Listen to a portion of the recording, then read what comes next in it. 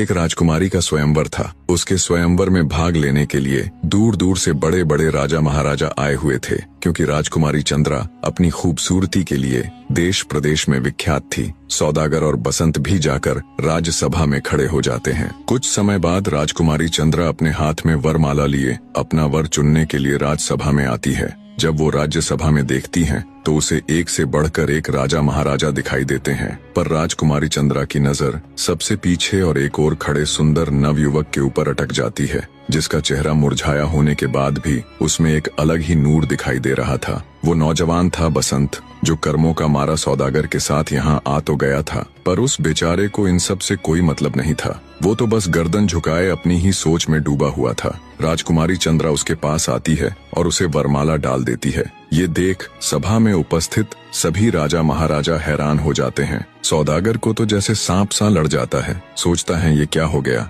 इस कंगले को अपने साथ यहाँ लेकर ही नहीं आना था। ये सब देखकर बसंत भी चौंक जाता है। उसे समझ नहीं आता ये एकदम से क्या हो गया। वो राजकुमारी चंद्रा से कहता है, हे राजकुमारी, तुम राजा की लड़की हो, मैं तुम्हारे लायक नहीं हूँ। मैं तो एक क्रमहीन दुखियारा हूँ। देखो तो सभा में एक से बढ़कर एक राजा महाराजा आए हुए हैं। तुम उनमें से अपने योग्य वर चुनो राजकुमारी, मैं आपके योग्य नहीं हूँ। बसंत की बात सुन राजकुमारी चंद्रा कहती है, नहीं नहीं स्वामी, मैं एक पतिव्रता स्त्री हूँ और मैंने आपको देखते ही अपना पति मान लिया था। पतिव्रता स्त्री एक बार जिसे अपना पति मान लेती है, फिर उसके सिवाय किसी दूसरे के बारे में सोचना भी पाप समझती है। अब आप ही मेरे पति परमेश्वर हो। तब बसंत कहता है, हे राजकुमारी, मैं बहुत ही गरीब आदमी हूँ, जिसके पास रहने के लिए अपना खुद का घर तक नहीं है। मैं तो सौदागर के पास एक छोटा सा नौकर हूँ। बसंत की बात सुन राजकुमारी बोली, स्वामी, मुझे अब आपकी धन दौलत या गरीबी से कोई फर्क नहीं पड़ता। अब आप जैसे भी हो मेरे पति हो। जिस हाल में आप रहोगे